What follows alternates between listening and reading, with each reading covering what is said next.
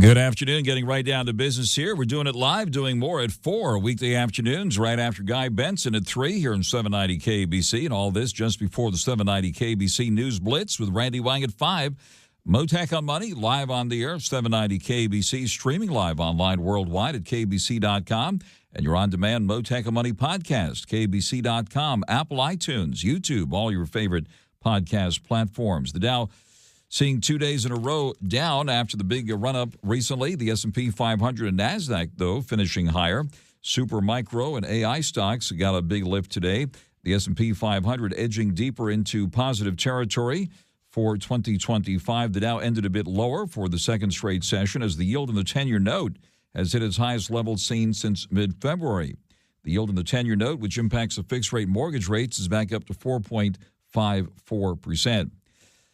AI trade is back on. New details now between Saudi Arabia and the U.S. chip and tech companies following the big announcements yesterday, helping to ease growth concerns about the semiconductor space. Chips like NVIDIA have been under pressure this year, reflecting concerns about whether the economy would continue to support spending on AI hardware. NVIDIA stock among the winners today, again, up more than $5 at $135 and change. I believe it's now positive for the year.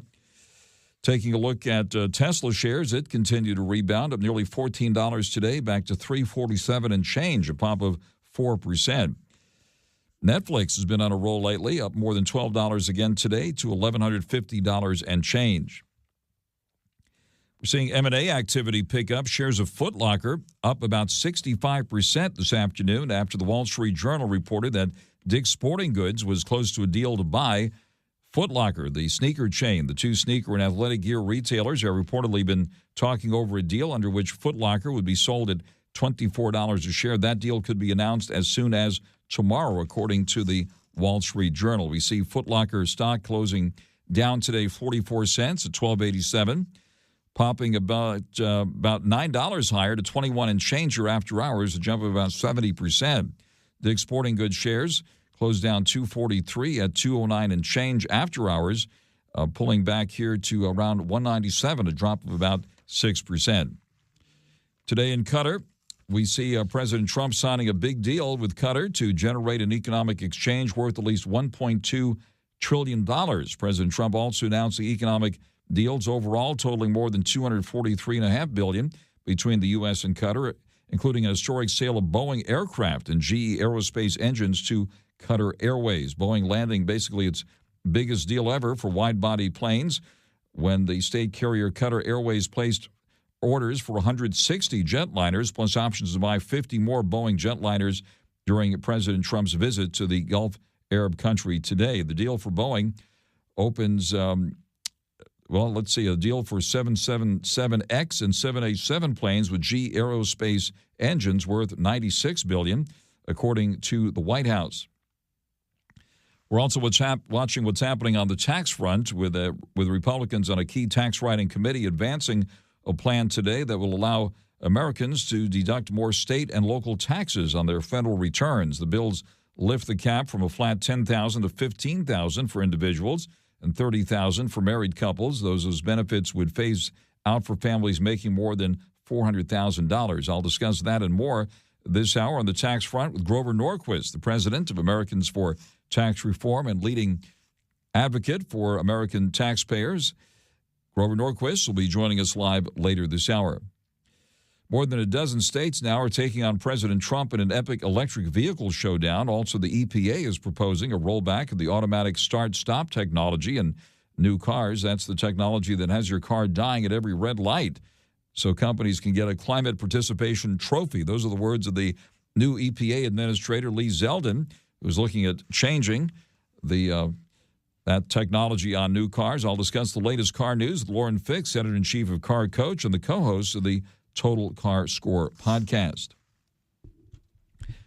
Keeping an eye on the auto stocks, of course. It looks like some of the other names that benefited from that big announcement by President Trump in Qatar today included Parsons.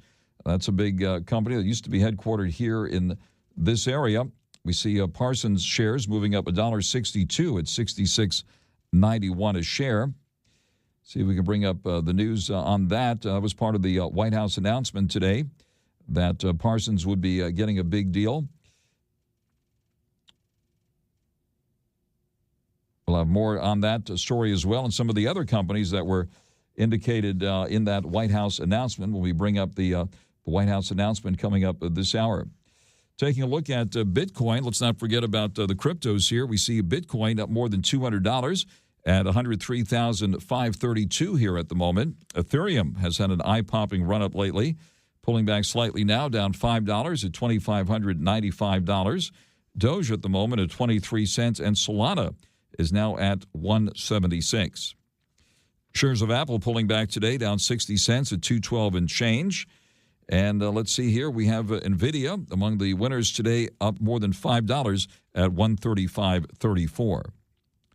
Joining us live now on Your Money, the markets, the economy, crypto too. Joining us live now is John NAJARIAN. Dr. J, as he's known on the major networks, co-founder of Market Rebellion, co-author with his brother Pete of the popular new book, It Is Not an Option. And he has the laser eyes on, too, following the cryptos through thick and thin that I just talked about. John NAJARIAN, great to have you with us here live on 790 KBC. Oh, Frank, it is always a pleasure to join you. Thank you very much for calling. I was just coming out of a reception at the New York Stock Exchange, so thank you for hanging on and for letting me come on. Absolutely. Well, you are a world traveler, and having spent some time here at the Milken Institute Global Conference and the other big crypto conference we had here just about a week ago, give us your impressions of what you heard at those big get-togethers here. Well, of course, at Milken, it was a combination of generosity, charity, if you will, as well as people that are focused on making the world a better place. That was an awful lot of what you were covering, basically from sun up to sundown at Milken. And over at the Alternative Conference, I was doing a little bit of the same, but it was more for profit than it was for the good of mankind. But nonetheless, I think there were a lot of very positive things that were said at both conferences. I was very pleased to see so many people come back into Los Angeles after some of the really tough times that we all saw transpire basically as those fires swept across Malibu all the way up into Pacific Palisades and so forth. So I don't want to really emphasize that. I'd rather focus on the recovery that LA is making and perhaps some of the recovery that the market has made over the past week as well. Right. Since the conference, we've seen a pretty good rally, especially among the cryptos, by the way, with Bitcoin rallying right now close to 104,000. Once again, Ethereum, a big story here. Love to hear your comments about what happened with Ethereum here, back to close to 2,600 at the moment. And even Doge has popped back up to 23 cents. So let's get to the exciting stuff here right off the bat. And what are your thoughts about what's happening with the crypto move on the upside?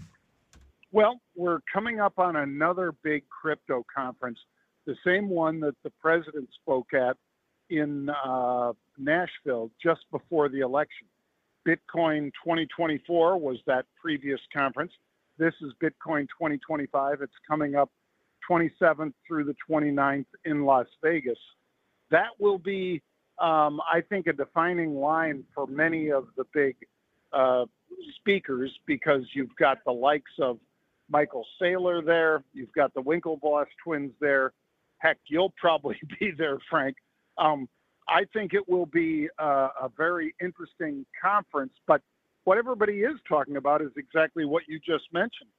The fact that many had sort of written off Ethereum, saying it's just going to keep spiraling lower. I don't believe that. I still, of the three cryptos that I own primarily right now, I own Bitcoin, Solana, and Ethereum.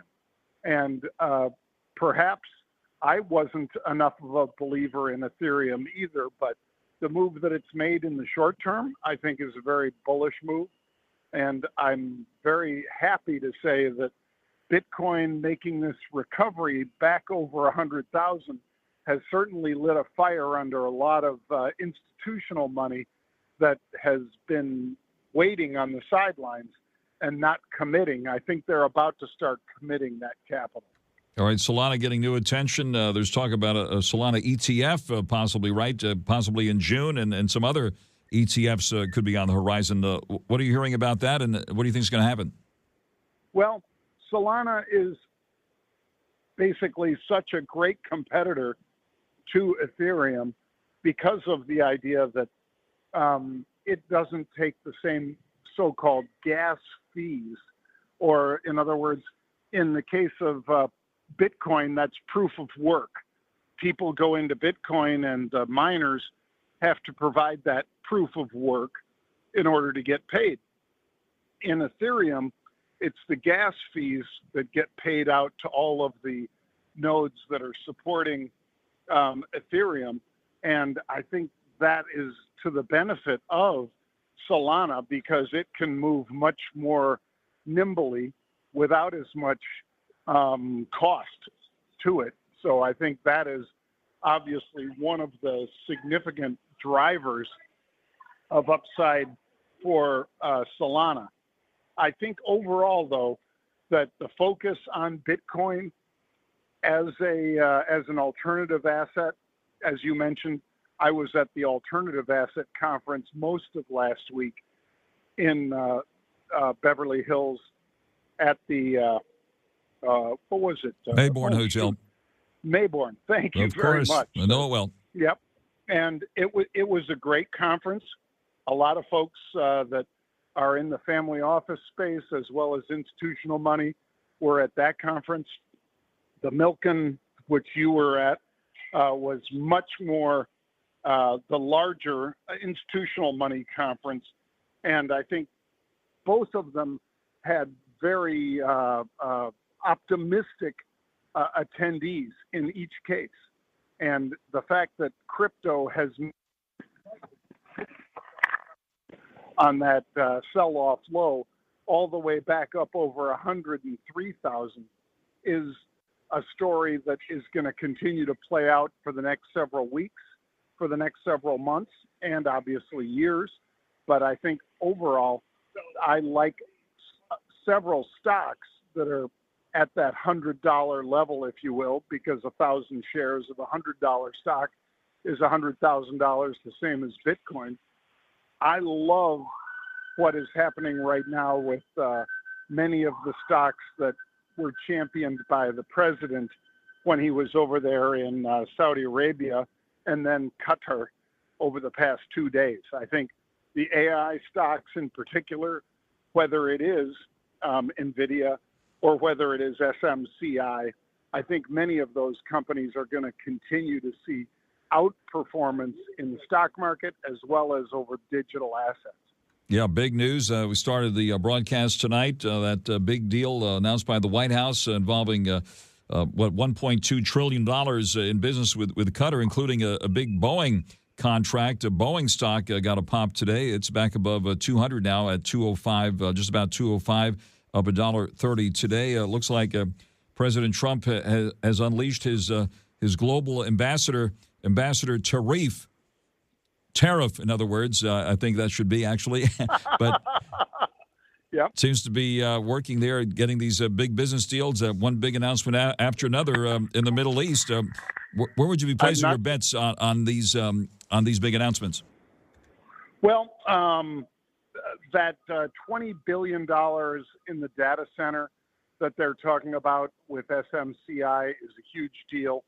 The fact that Saudi Arabia is going to be getting some of NVIDIA's chips that we will not send to China is also a pretty big deal. Obviously, Mohammed bin Salman really embracing the president in a way that no previous president has been embraced by Saudi Arabia or by bodes well for perhaps cooperation in the Middle East. The fact that the president also reached out about Syria and whether or not they could become part of a recovery rather than just a failed state.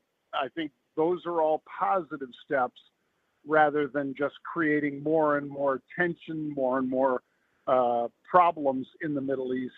Having friendly nations to the United States and the West is something that we would all rather see than seeing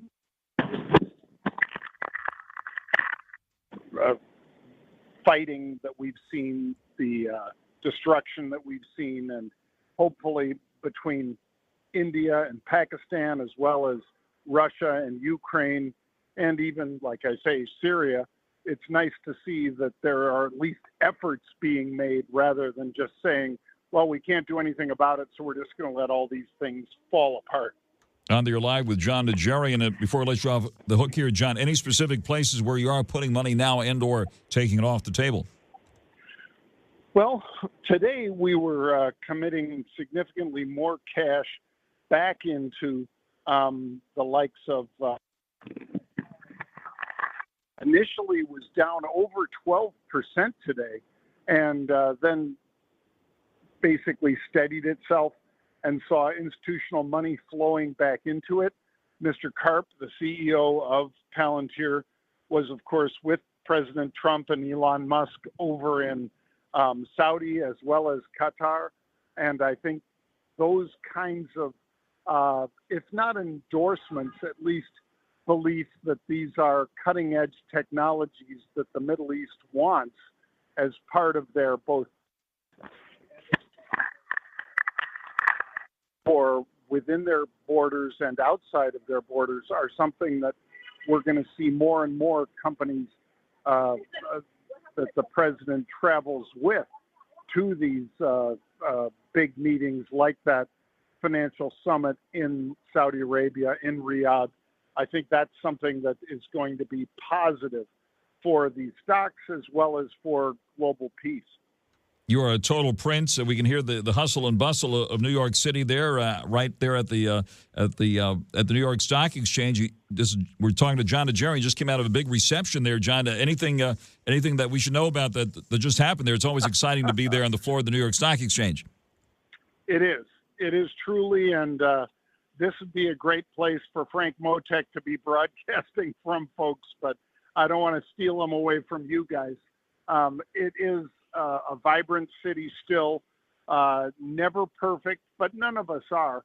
But it's certainly got a great vibe to it right now with this big recovery, these 3,000 points that the Dow Jones Industrials have recovered, as well as the NASDAQ, the full value NASDAQ from its lows. I think we're delighted to see that money flowing back in, and it certainly put a better attitude on most of the traders on the floor, and I'm sure the investors back in Los Angeles as well. I'm Paula Pan. I help people make the smartest money decisions possible because, let's face it, money's too important to wing it. What you'll hear is a couple money geeks sitting and talking about this stuff that we're so passionate about. You name it, anything that's on your mind. Retirement debt, student loans, saving for college. It's a personal finance journey. It is a wide-ranging squirrel conversation about the topic of personal finance and good financial planning. Super fun. Afford anything. Follow and listen on your favorite platform. Well, fantastic, John. Thank you very much for taking the call here. We do appreciate it and hope to catch you next time you're back here in Beverly Hills. And please say hi to your brother, Pete, and congratulations on the book. It's Not an Option. And I look forward to speaking with you again very, very soon. Thank you very much, Frank. Have a wonderful evening in the Big Apple. That is John NAJARIAN. Dr. J, as he's known on the major financial networks, co-founder of Market Rebellion and co-author with his brother, Pete, of the popular new book, It Is Not an Option. Live with us here, Mottek On Money, 790 KBC. Gather around, kids. Want to take a moment to talk about owing taxes and my trusted friends, Ultimate Tax Group. Now, if you owe back taxes for unfiled returns, the IRS offers Fresh Start programs. Now, seize this rare chance now and call Ultimate Tax Group. The number is 888-711-4850 and see why they are different than other firms. They'll actually call the IRS with you on the phone to gather your current account information, but will also go above and beyond and request the IRS to grant you immediate protection from collections actions like bank levies and wage garnishments. Other companies charge $500 to $1,000 for this service, but Ultimate Tax Group will not. A-plus rated, 5-star service with direct access to ownership and upper management while they work on your case. Just tell them Mottek sent you. Call now, Ultimate Tax Group. They are the best. 888-711-4850. Again, that's 888-711-4850. They care and fight for their clients.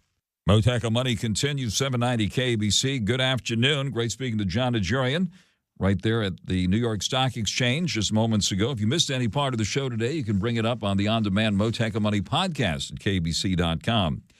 The Dow coming in for a closing loss today of just about 90 points, 42,051. The S&P 500 up 6 at 5,893. The NASDAQ popped 137 at 19,147. A mixed finish today with the NASDAQ leading the charge. NVIDIA in the plus column today, up nearly $13.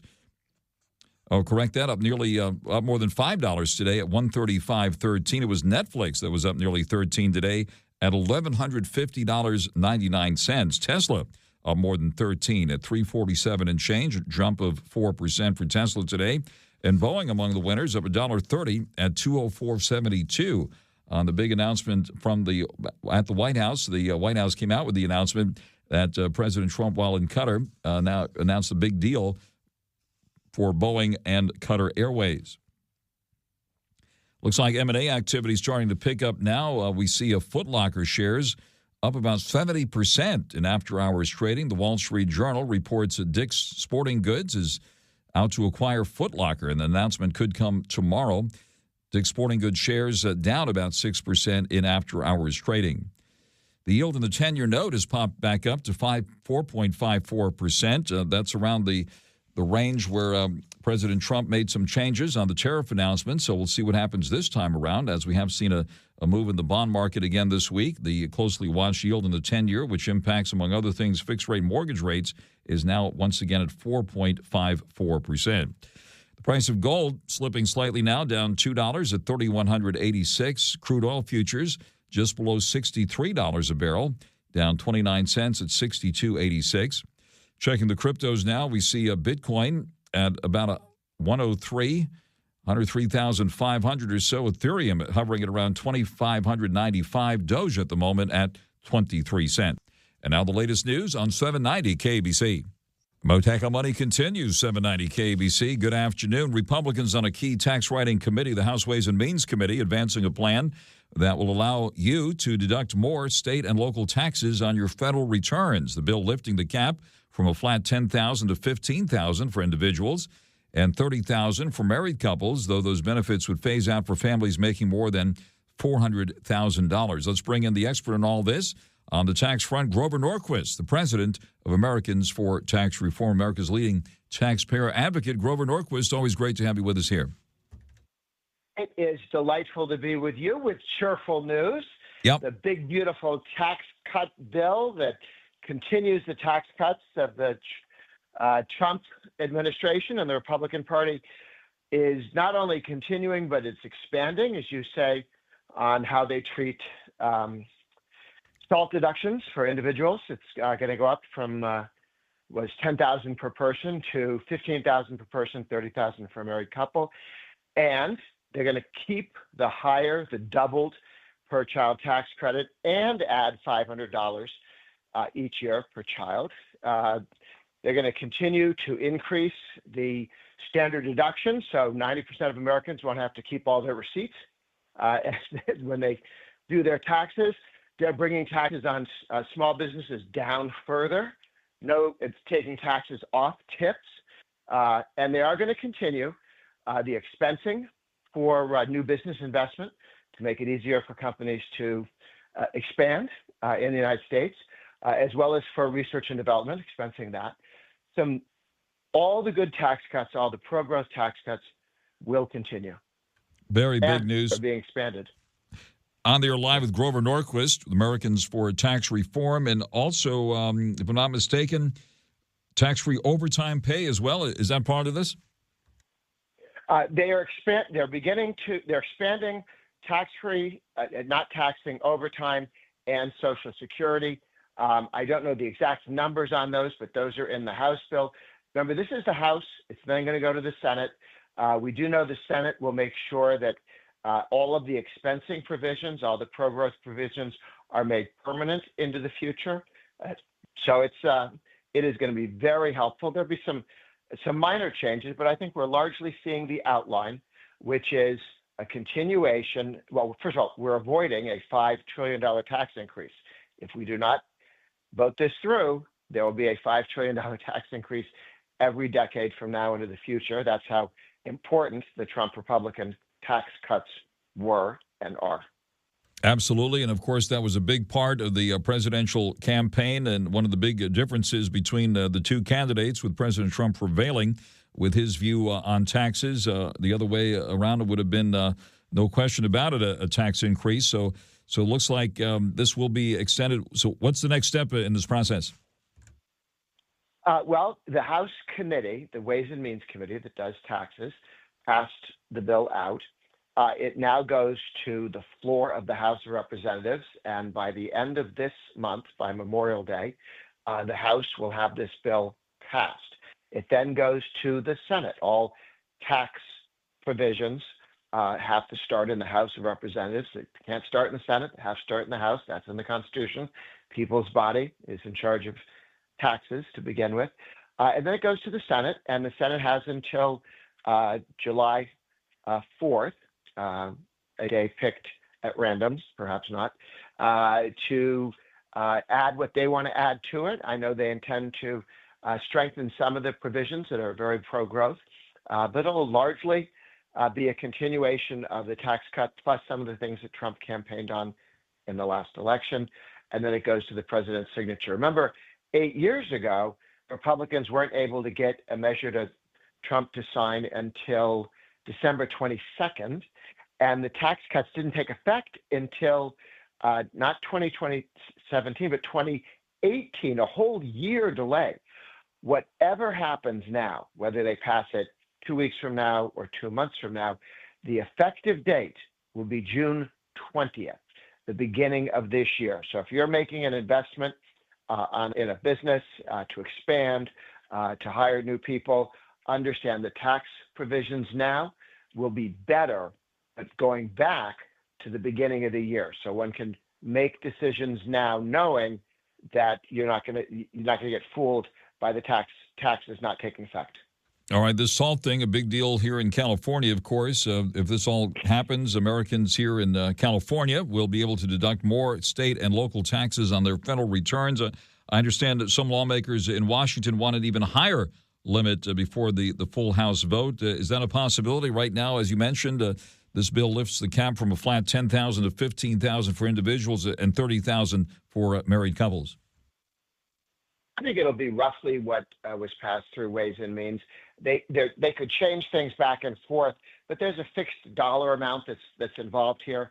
So to do that would probably change the cap in terms of who it affects and so on. I think you're looking at the final deal. All right. What about tariffs and all of this? President Trump in various interviews, and of course he makes himself available quite a bit and takes questions on everything, had mentioned the possibility that tariffs might ultimately replace income tax. Are we heading in that direction? We have to reduce federal government spending a lot in order to have that take place. I'm for that. I'm for reducing it. But federal government spending used to be about 3% of the economy. Now it's 25% of the economy. Back then, we could do it with tariffs. The president's tariff policy, where he's negotiating with other countries to bring all the tariffs down, good deal that's being negotiated with Britain, and there seems to be progress with China, of all countries. So, excuse me, my goodness, sneeze. That I think, yeah, because the tariffs are not being put into legislation, they will not be part of this bill. That's being done by executive order and negotiated later. It will be put into treaties, but that is a separate process right now than the big, beautiful bill. All right. Certainly, it's been a while since we've chatted behind live microphones since this China trade deal was hammered out, at least for the next 90 days or so. What do you think is going to happen after 90 days? And what is your reaction to where things stand here on the U.S.-China tariff deal? Well, I think that the markets are telling us that they're optimistic that we'll come to an agreement, which will lead to more trade and less expensive trade and open up China. Certainly the British have opened up a lot of their markets to Americans for farmers and for cattle. I was speaking with a British woman, a lady, meaning her husband is a lord, today from England. And she said that it's been difficult in the past for the United States farmers to sell things in England because they have little teeny farms and they don't like the competition, but they are opening that up both for beef and for wheat and other grains. So a lot of decisions, things that we should have done years and years and years ago. The Israelis had some tariffs that were odd, and they've said, okay, we're done with those. So I think a lot of countries have little things that they were doing which kind of cheat a little bit and perhaps should never have been there. Some of that stuff is being pried away pretty quickly. This could work, and we could see the tariffs come down and some real growth, and Americans have a better opportunity to sell things overseas. Former MLB All-Star Sean Casey, a.k.a. The Mayor, keeps hitting it out of the park. Take my 30 years of experience. Take the wisdom and knowledge I've learned from the failures when I got sent down my rookie year, all the injuries I had to overcome. Your mind is the most important tool you have in life. Be relentless. Keep charging. It matters how you talk to yourself, how you look at the world. That matters. We talk about that. I don't know. I'm fired up. Baseball's back, and it's going to be incredible. I love it. The Mayor's Office with Sean Casey from Believe. Follow and listen on your favorite platform. You know, the Japanese don't let us sell rice there because they say it tastes funny. I'm sorry. If it tastes funny, you don't need to keep it out of the country. The point is, people over there would love American rice, but they don't want the competition. Hopefully, they'll open that up. That's very interesting. Looks like we'll be going right down the line. Lords and ladies, and in Australia, you'll be dealing with Sheilas and blokes, as they call them there. So it's going to be an interesting time here. A lot more conversations ahead, Grover. Thank you very much for that important update live from Washington here tonight on Mottek on Money on 790 KBC. Thank you very much, Grover Norquist, the president of Americans for Tax Reform. Well, as you just heard, tax is a big deal here. I want to take a moment to talk about owing taxes and my trusted friends, Ultimate Tax Group. If you owe back taxes or have unfiled returns, the IRS offers Fresh Start programs. Now, seize this rare chance now and call Ultimate Tax Group. The number is 888-711-4850, and see why they're different than other firms. They'll actually call the IRS with you on the phone to gather your current account information. They'll also go above and beyond that, requesting the IRS to grant you immediate protection from collections actions like bank levies and wage garnishments. Other companies charge $500 to $1,000 for that service, but Ultimate Tax Group won't. A-plus rated, 5-star service with direct access to ownership and upper management. While they work on your case, just tell them Mottek sent you. Call Ultimate Tax Group now. They are the best. 888-711-4850. Again, that's 888-711-4850. They care and they fight for their clients. Mottek On Money continues, 790 KBC. A dozen states taking on President Trump in an epic electric vehicle showdown. Also, the Environmental Protection Agency is now proposing a rollback of the automatic start-stop technology in new cars. That's the technology that has your car dying at every red light.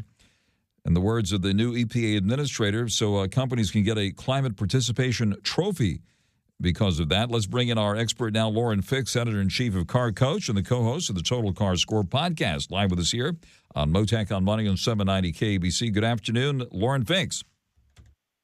Good afternoon. Yes, I'm very excited. One of the things, I review a lot of cars, and I have for years. First thing I do when I get into a car is I look for the start-stop technology to shut it off. Now, there are some vehicles that don't allow you to. Some of the hybrids, of course, the EVs don't. And it's very frustrating. And what they found, even though the EPA was like, oh, you need to have this, it'll help improve your fuel economy. But I did a study as well as other people, and we found that your savings is about a tablespoon of fuel, which is nothing. It's like 0.02 of a gallon. But it went along the lines of, like Lee Zeldin said, a participation trophy. And the result of it was that if you put it in your vehicle, then they would get 1 mile per gallon improvement closer to the corporate average fuel economy, which they wanted to make 56.5 miles per gallon, which is completely impossible because today we're at 34.5 and only one brand makes that number, and that's Honda, because they don't sell trucks. They have one kind of sort of truck, but they don't make trucks like Ford and GM and Stellantis do.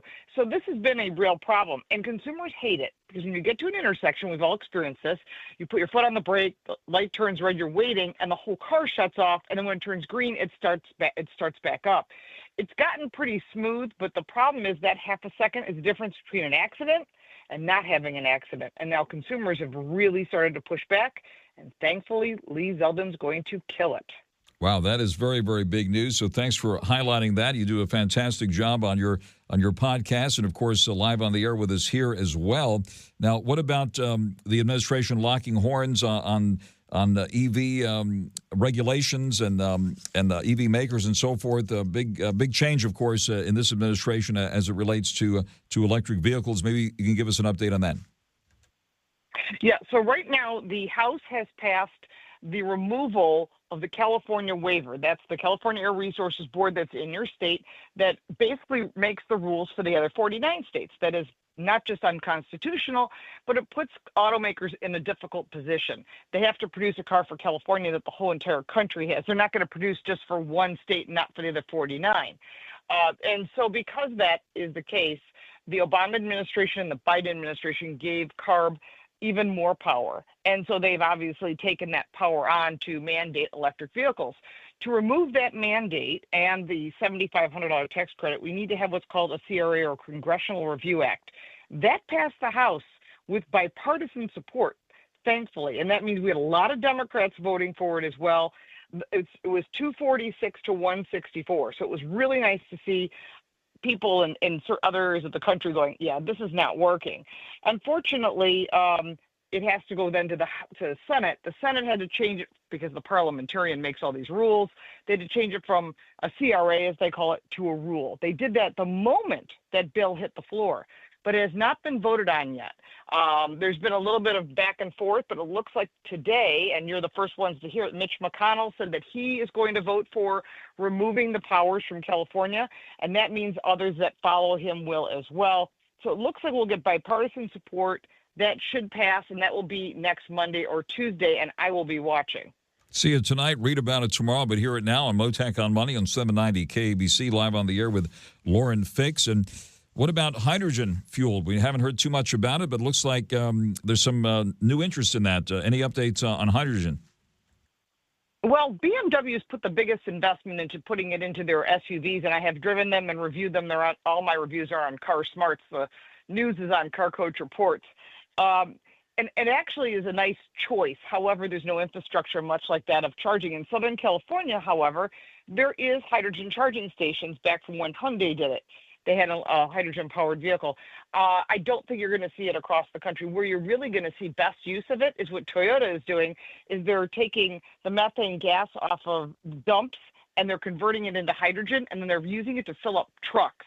So big trucks can then go to the ports like Long Beach, fill up, and go to the warehouses, and from there they'll either go by train or by truck. So that's probably the best use, is by using it for large trucks rather than for cars. Very interesting. And back to tariffs for a moment. The dust still settling in all this, but what's your assessment here on how tariffs are impacting sticker prices when consumers ultimately face them at the dealer lots?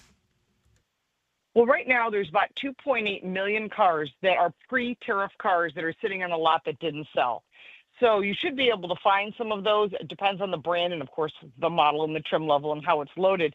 So make sure that you do your research. You might have one dealer that doesn't sell a lot of vehicles that will more likely have one, versus a dealer that sells a lot of vehicles, which are more likely to have sold those vehicles. Anything that you order new or anything that's coming in as of today, like it's on the truck coming in, is going to be tariffed. And that could be anywhere between nothing, which Hyundai, Kia, Mercedes-Benz, and Ford are going to absorb it through July 4th. In some cases, June 1st and others. But after that time, hopefully we'll get some things settled out with Canada and Mexico, and we should be able to only see maybe between a $2,000 and $6,000 price increase. So keep your eyes open for that, because they're not selling as many vehicles, and there might be a lot of incentives, which means you may not see a price difference at all. Terrific, Lauren. Well, thank you very much for that always excellent update here, and we appreciate it and look forward to our next conversation here. That is Lauren Fix, editor-in-chief of Car Coach, co-host of the Total Car Score podcast. Also, the Car Coach reports with Lauren Fix on YouTube are terrific as well. Lauren, thank you very much for joining us live here on Mottek On Money on 790 KBC. Mixed finish for stocks today. The Dow closing down just about 90 points. The S&P 500 up 6. The NASDAQ up 137. The yield in the 10-year note is back up to 4.54%. Bitcoin hovering at around 103,500. Stay tuned now for the 790 KBC News Blitz with Randy Wang, and I'll be back with more at 4 tomorrow afternoon right here on Mottek On Money on 790 KBC. Hey there, I'm Paula Pant, host of the Afford Anything podcast. I help people make the smartest money decisions possible. You should not do the 401k loan. Reason number 4,872. Are we heading for a recession? You'd be shocked. Dumping it into the house? Invest in flipping houses. Mathematically the better option. Paula Pant's really keeping us in business. Because face it, money's too important to wing it. Review your budget. Take the reins. Sharpen your skills. Do the things Start a side hustle that will affect your life. Afford Anything. Follow and listen on your favorite platform.